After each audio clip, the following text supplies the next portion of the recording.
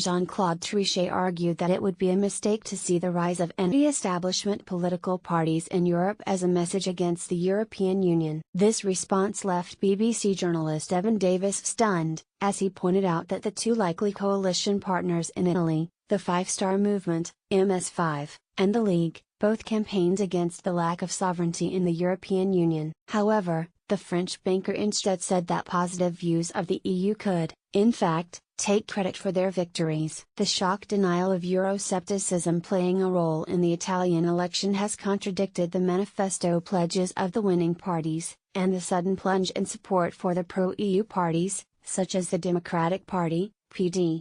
Getty Jean-Claude Trichet argued that it would be a mistake to see the Italian election as anti-EU. Evan Davis met with Jean-Claude Trichet, during a BBC Radio 4 special, discussing the fate of the EU after Brexit. Davis said, "I look around Europe and see Eurosceptic parties doing very well, even in France, they did pretty well in that first round." How do you respond to that?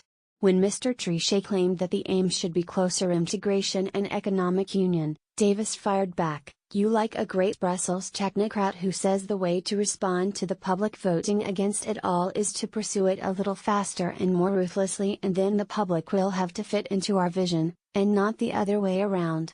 The French Europhile responded, "We have a way of nationalism, protectionism, populism. But the mistake is to see that wave as anti-Euro, anti-EU. The Euro has never been so popular."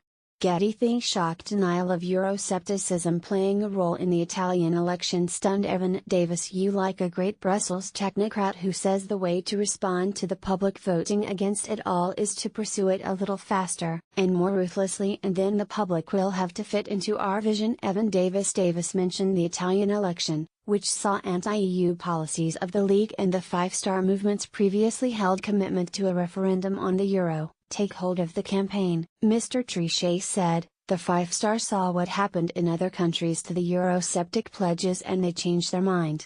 They decided before the election that they did not want to leave the euro, and not leave the EU. So this was not Euroscepticism."